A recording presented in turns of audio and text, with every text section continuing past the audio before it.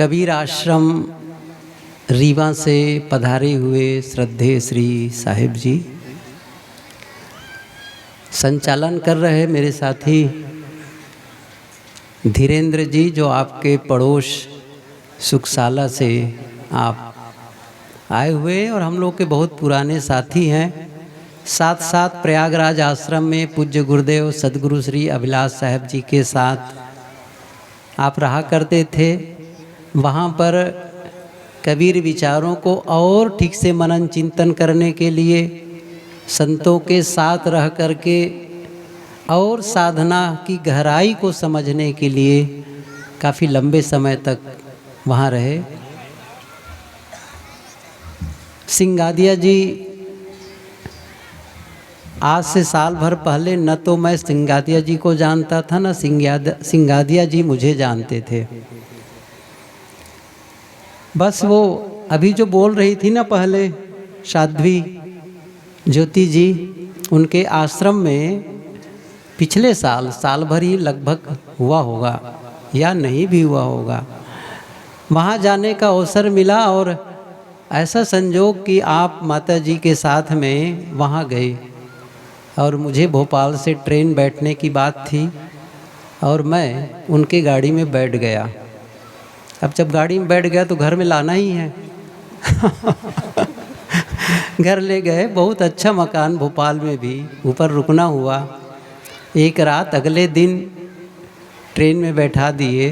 बस यही मात्र आपसे परिचय। फिर माता जी का भी फ़ोन बीच बीच में जाता रहा, बातचीत होती रही। सिंगादिया जी भी बात करते थे।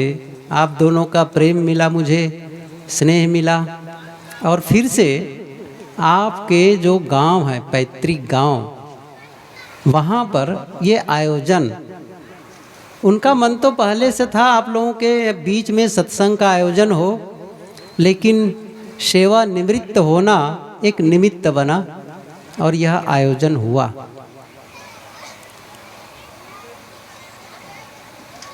आखिर ये आयोजन करते ही क्यों है? देखिए, मैं एक छोटी सी बात बताऊं। यहाँ हम लोग पहली बार आए हैं। साहब जी हो सकते आ रहे होंगे, आप भी पहली बार हैं। तो लगभग हम लोग पहली बार आए हैं। मुझे तो नहीं पता कि आप लोग किस किस घर से यहाँ पर बैठे हैं, आप लोग की पढ़ाई लिखाई कितनी है, कौन ज़्यादा पढ़ा, कम पढ़ा, कितना पढ़ा, ये पता नहीं। आप लोगों की जाति बिरादरी के बारे में भी हम लोग नहीं जानते कि आप लोग किस जाति बिरादरी के हैं।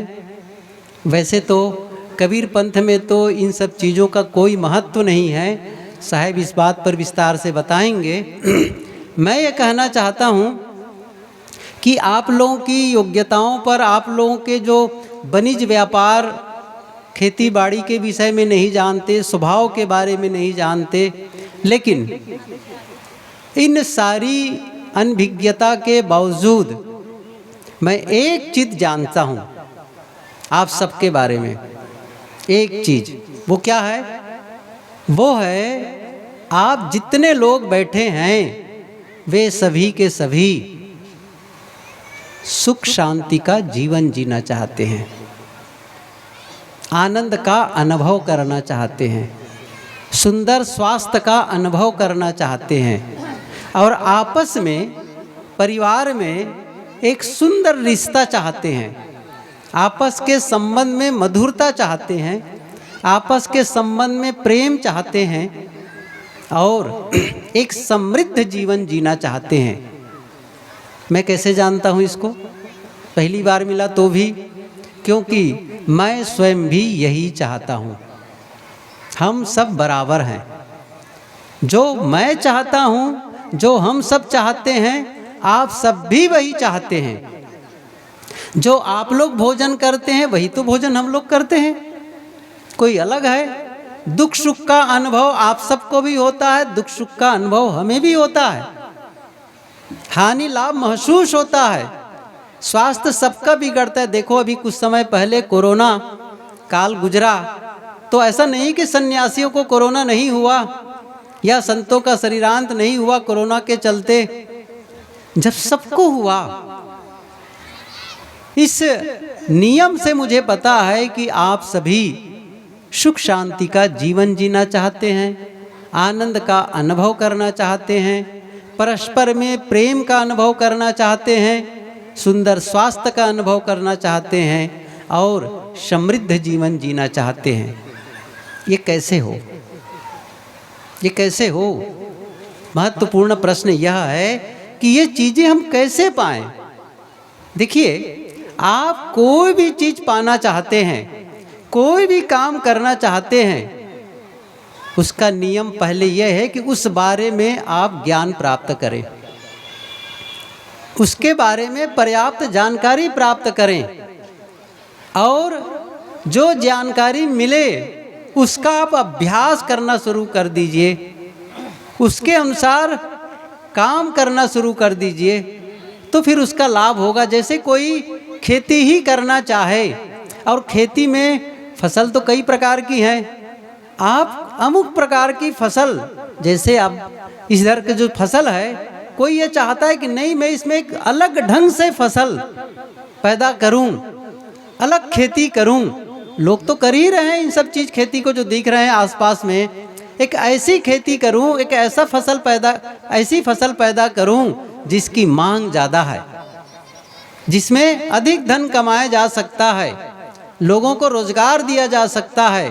तो आप क्या करते हैं, जहां उसके बारे में नॉलेज होता है, ऐसे जानकार लोगों के पास जाते हैं, उसका ज्ञान प्राप्त करते हैं और फिर उसका इम्प्लीमेंट करते हैं, उसका प्रयोग शुरू कर देते हैं। जो ज्ञान पाते हैं उसका, बस वही बात है। जो हम जीवन में चाहते हैं उसका सबसे पहला काम होगा उस संबंध में सही ज्ञान, और सही ज्ञान की शुरुआत होती है ये सत्संग से। प्रारंभ यही है, सत्संग से हमें जीवन के संबंध में ज्ञान होता है। मैं कभी कभी जब स्कूल के बच्चों के बीच बोलने का अवसर मिलता है, कभी विद्यालय में जाके बोलना हुआ, कभी यूनिवर्सिटी कॉलेज में जाके बोलना हुआ, तब प्रायः मैं बच्चों से ये पूछा, आप पढ़ते ही क्यों हैं? पहली बात तो ये बताओ। और कभी कभी मैंने शिक्षकों से भी पूछा, आप पढ़ाते ही क्यों हैं बच्चों को? मैं सही कह रहा हूँ, अभी तक सही उत्तर कोई बच्चा दिया हो मिला नहीं। मैंने एक मास्टर जी से भी पूछा ऐसे ही, वे भी कहे तो सही, अधूरा कहे, लेकिन मैंने कहा जो आप कह रहे हैं क्या आपके सिलेबस में है, क्या आपके पाठ्यक्रम में है? उन्होंने कहा ऐसा तो नहीं है। फिर आप कैसे कह रहे हैं कि बच्चों को ये बनाना चाहते हैं आप? तो बच्चे क्या कहते हैं, यही कहने लग जाते हैं कि हम ज्ञान पाने के लिए पढ़ते हैं। मैं अगला प्रश्न करता हूँ, कौन सा ज्ञान पाना चाहते हैं? चुप। फिर मैं बच्चे क्या कहते हैं, आगे बढ़ने के लिए। मैं कहता हूँ किस दिशा में आगे बढ़ना चाहते हैं? अंत में घूम करके क्या कहते हैं, नौकरी पाने के लिए। किस लिए पढ़ाई क्यों कर रहे हैं? नौकरी पाने के लिए। मैं कहता हूँ इसका मतलब है आप पढ़ लिख कर पैसा बनाने की मशीन बनना चाहते हैं। सीधी सी बात है। क्या शिक्षा का केवल यही उद्देश्य है कि हम पैसा कमाना सीख जाएं? मैं ये नहीं कह रहा हूं इसकी आवश्यकता नहीं है। देखिए, मेरी बातों का आप गलत अर्थ लगाने जाएं इसके पहले मैं निवेदन कर दूं, शिक्षा का जो उद्देश्य है ये हम समझ लें पहले। उसको पहला उद्देश्य वही है जो आप कहते हैं। क्या है? जो हमें रोजी रोटी कमाना सिखाए। और शिक्षा का जो दूसरा उद्देश्य है वह है जो हमें जीने का ढंग सिखाए। रोजी रोटी कमाने की शिक्षा विद्यालय और महाविद्यालय में जाकर तो पा जाते हैं, लेकिन जीने का ढंग कहाँ पाते हैं? आज पैसा कमाना तो सीख गए हैं बच्चे, पढ़ लिख करके युवक पैसा कमाना सीख गया, लेकिन पैसा कमा करके आपस के रिश्तों पर ध्यान नहीं दे पा रहा है। अपने ही परिवार के सदस्यों के साथ शांतिपूर्वक जीना नहीं हो पा रहा है। कितनी डिग्री ले लिए रहते हैं। मैं जानता हूँ कई ऐसे लड़कियां हैं जो एमएससी की हुई हैं और भी डबल डिग्री लिए रहती हैं, शादी के ज़्यादा नहीं 1.5 साल 2 साल के बाद जब उनसे मिलना हुआ या वो लोग मिलने आए तो बड़ा डिप्रेस, बल्कि उनके श्रीमान ने ही कहा साहब आपके साथ बैठना है थोड़ा हम दोनों को। दोनों बैठे, बातचीत हुई। मैंने कहा आप अभी तो थोड़े दिन पहले ही तो शादी हुई है और एमएससी मैं जानता हूँ अच्छी तरह से एमएससी की हुई है। मैंने कहा उस एमएससी पढ़ने का क्या मतलब निकला फिर? जब आप सुखी जीवन नहीं जी पा रहे हैं अभी से, तो फिर वो पढ़ने का क्या मतलब है? मैं ये कहना चाहता हूँ आप धन कमा करके ये नहीं कह सकते कि मैं बहुत सारा धन कमा लूँगा तो मैं सुखी हो जाऊँगा और एक सार्थक जीवन जीने लग जाऊँगा और सफल जीवन जीने लग जाऊँगा। बच्चों को तो ये भी नहीं पता है सफल जीवन कहते किसे हैं।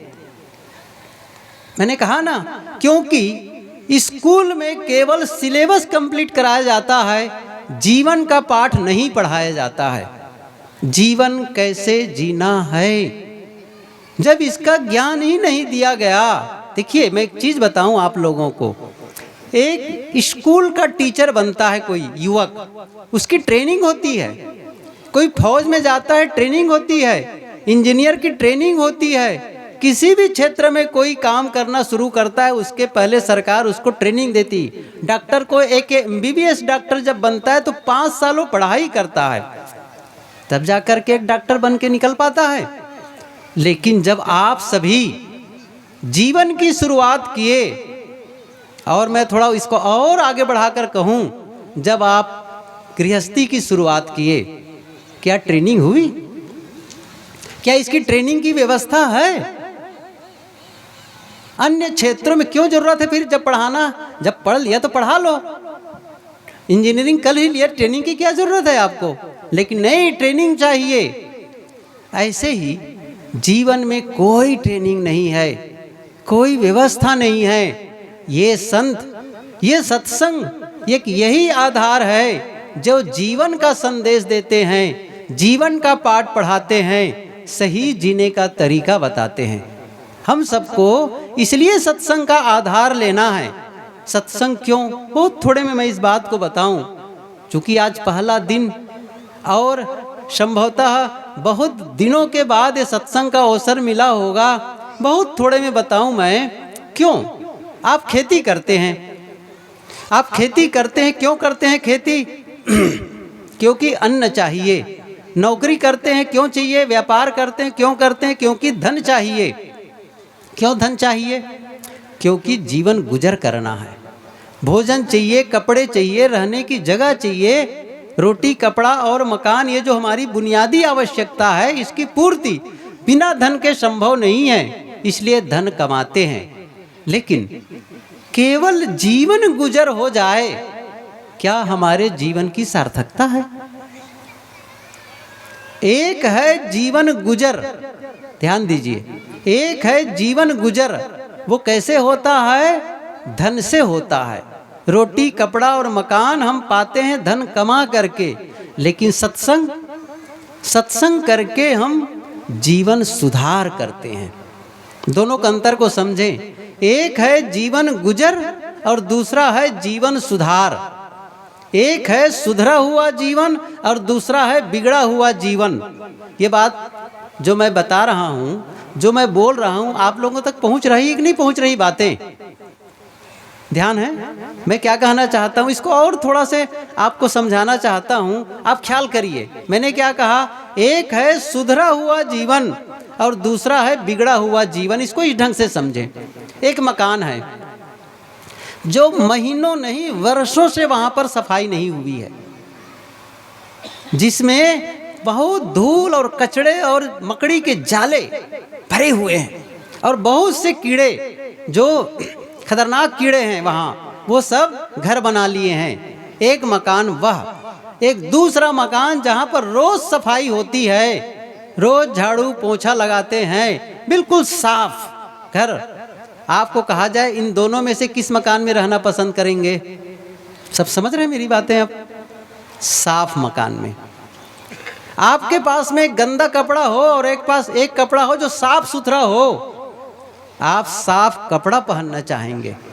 एक गंदा बर्तन हो और एक साफ बर्तन हो, किसमें आप भोजन करना चाहेंगे? साफ बर्तन में। क्यों? उसको ठीक किया गया है, उसे सुधारा गया है, बस उसे सुधारा गया, उसको ठीक किया गया है।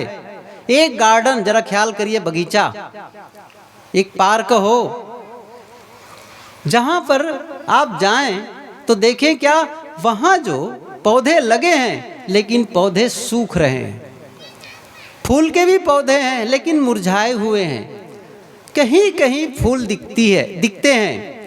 हरियाली के नाम पर केवल बोतुक दिए गए घास, लेकिन वो सूख रही है, और जगह जगह कचड़े पड़े हुए हैं। एक वो गार्डन, और दूसरा एक ऐसा गार्डन, एक ऐसा बगीचा, एक ऐसे हरियाली से भरा हुआ बगीचा जहाँ सुंदर फूल खिले हों, सुंदर हरियाली हो, और वहाँ के पौधों को माली ने व्यवस्थित कटिंग करके सुंदर बनाया हो। बताओ कहाँ रहना पसंद करेंगे? आप उसी बाग में जाना पसंद करेंगे जहाँ हरियाली हो, जहाँ फूल हो सुंदर, जहाँ के पौधे सुंदर दिख रहे हों, सिंचाई हो, सफाई हो, वही पसंद करेंगे। आप ध्यान दीजिए, गार्डन वो भी है लेकिन गार्डन पर ध्यान नहीं दिया गया है, सफाई नहीं की गई है, उसकी व्यवस्था सही नहीं की गई है। जीवन सबका है, जिसने अपने जीवन पर ध्यान दिया, जिसने अपने जीवन को ठीक किया, जिसने अपने जीवन की सफाई की, जिसने अपने जीवन को तराशा, संवारा और ठीक किया, उसके जीवन में हरियाली है, उसके जीवन में सुख शांति का अनुभव है, उसके जीवन में आपस में प्रेम का अनुभव है। कहीं अलग से नहीं आएगा ये। ऐसा नहीं है कि कोई प्रेम की बारिश होती है, सुख शांति की बारिश होती है, नहीं ऐसा है। कबीर की पंक्ति है, प्रेम न बाड़ी उपजे, प्रेम न हाट बिकाए, राजा प्रजा जय रुचे, शीश दिए ले ही जाए।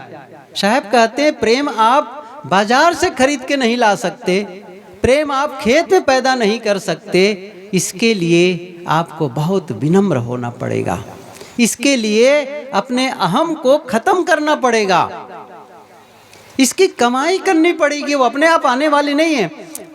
बात स्कूल की याद आ गई तो उसमें और भी एक बात मैं बच्चों से कहा करता हूँ, खास करके युवकों से।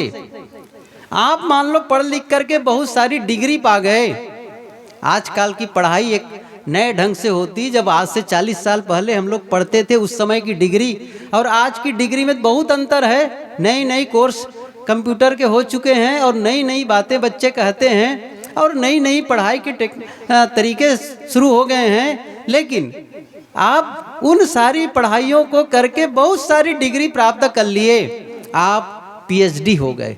कल्पना करो, पीएचडी हो गए और आपको क्या मिला? महाविद्यालय की ओर से एक प्रमाण पत्र मिला कागज का, आप पीएचडी हैं, डॉक्टर हैं, इस विषय में आप डॉक्टरेट हैं, बस ये मिला।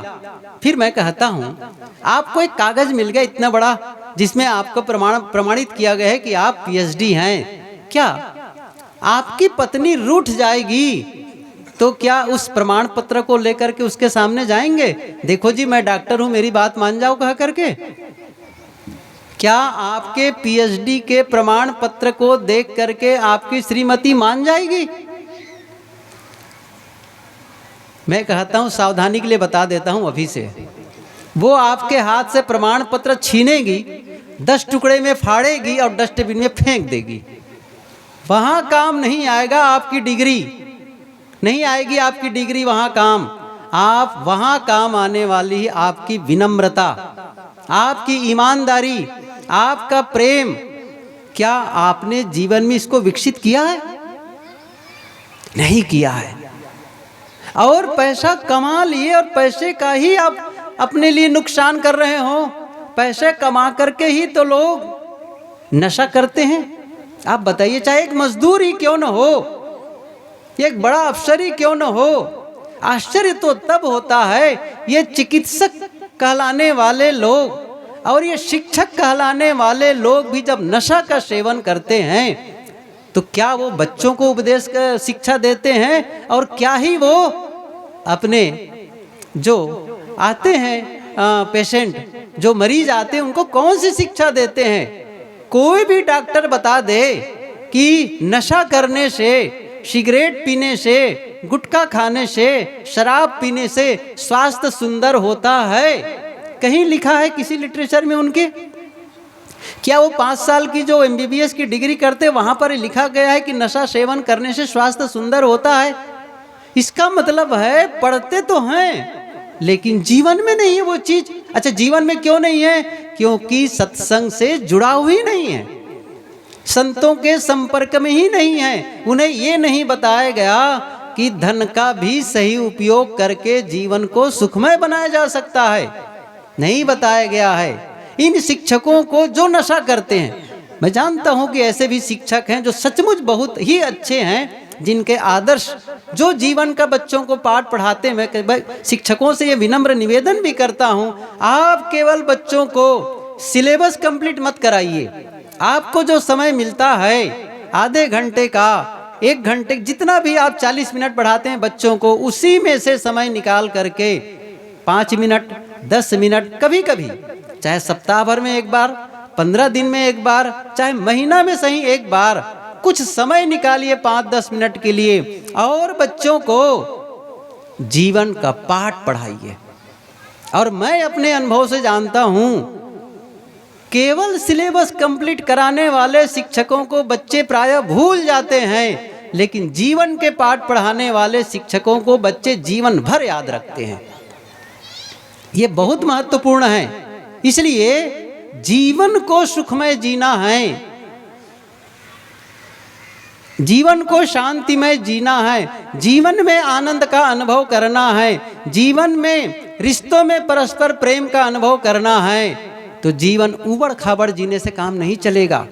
चाहे जो खा लो, चाहे जो पी लो, चाहे जैसा बोलो, चाहे जैसा करो, नहीं। जीवन में एक सुंदर व्यवस्था की जरूरत है, एक सुंदर सी व्यवस्था। जीवन वही है, लेकिन सत्संग में आकर के आप जीवन को जीने का तरीका सीख जाते हैं। एक उबड़ खाबड़ जीवन जैसे ही सत्संग की धारा में आए, जैसे उस प्रवाह में आए, जीवन एकदम बदल जाता है।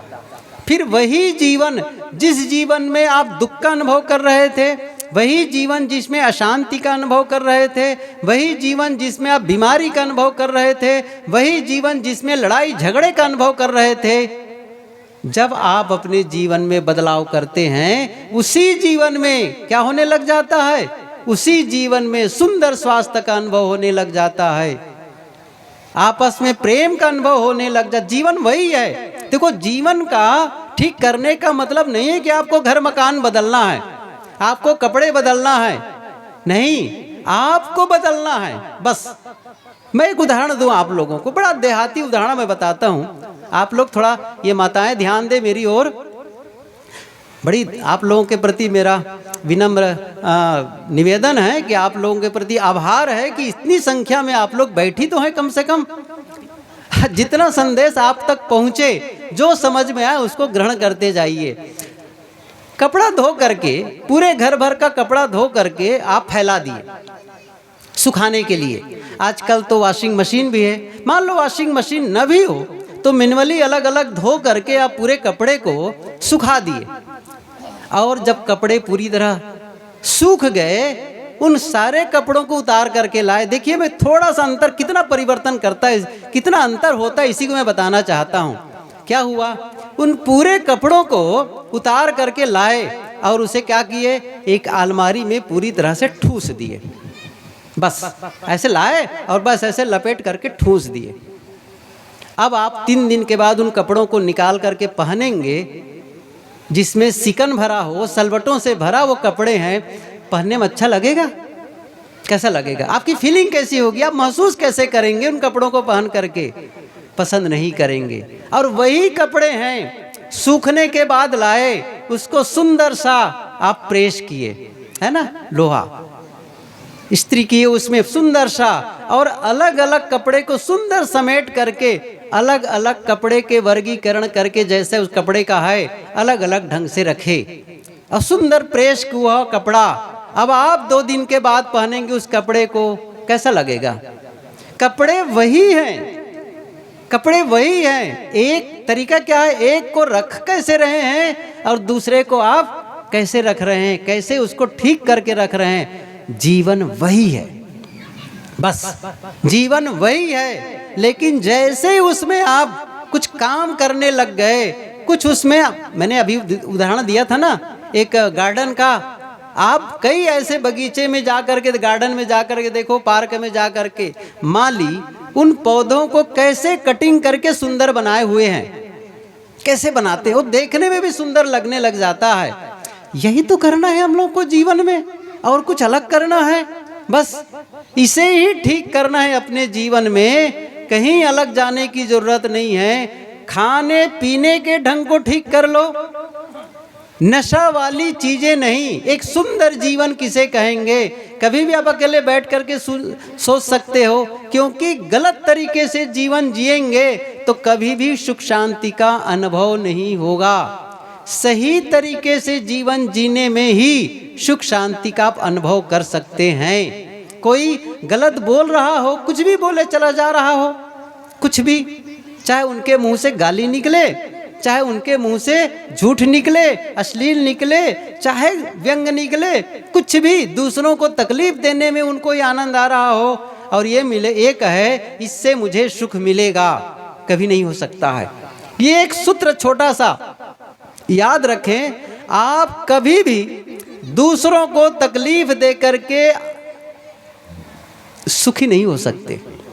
बस किसी को भी आप तकलीफ दें, बदले में सुखी नहीं। और किसी को मतलब समझ रहे मैं क्या कह रहा हूं?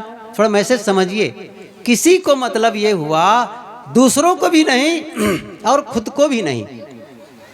ये आप ध्यान दीजिए मैं क्या कहना चाहता हूं। किसी का मतलब है किसी को नहीं और खुद को भी नहीं। खुद को भी, जब आप नशा करते हैं, गलत भोजन करते हैं, खुद को भी तकलीफ देने लग जाते हैं। दूसरों को तो बाद में देते हैं, गलत व्यवहार करते हैं तो खुद को तकलीफ देने लग जाते हैं। कोई आदमी चोरी करता है, हिंसा करता है, तो ये नहीं कि केवल दूसरों का नुकसान किया है वो चोरी करके तो पहला नुकसान अपना कर लिया वो आदमी। ये अद्भुत है। हिंसा करके पहला नुकसान कर लिया वो, फिर दूसरों का करता है। कैसे करता है आप ध्यान दीजिए थोड़ा सा। कैसे करता है? एक आदमी सुबह निकले कहीं या रात में ही निकले और चोरी करने के उद्देश्य से निकले या हिंसा करने के उद्देश्य से निकले। किसी ने पूछा कहाँ जा रहे हो भाई? क्या वो बताएगा मैं चोरी करने जा रहा हूँ, मेरे साथ चलो? पहले से ही डर है, चोरी करते समय भी डरता है और चोरी कर लेने के बाद भी उसके मन में भय समा जाता है। कोई जान न ले, कोई बता न दे, देख न ले। लेकिन आप सत्संग में आए घर से अभी और किसी ने पूछा हो कहाँ जा रहे हो, आपको छिपाने की जरूरत थी? आपने क्या कहा? मैं सत्संग में जा रहा हूँ, चलो मेरे साथ। पहले से ही निर्भयता।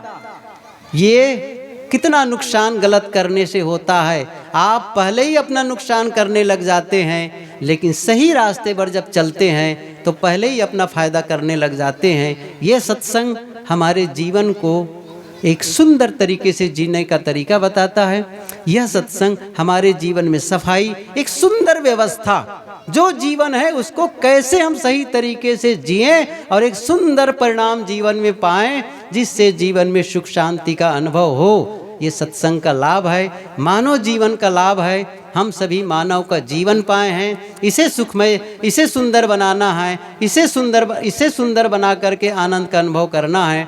इसके लिए माध्यम सत्संग है, संतजन है। सौभाग्य से आपके गांव में सिंगादिया जी पूरे परिवार मिल करके ये आयोजन किए और आप सभी सहयोगी हैं, निश्चित रूप से आप सभी सहयोगी हैं। तो ये 2 दिनों तक जो सत्संग चलेगा इसका पूरा लाभ आपको लेना है।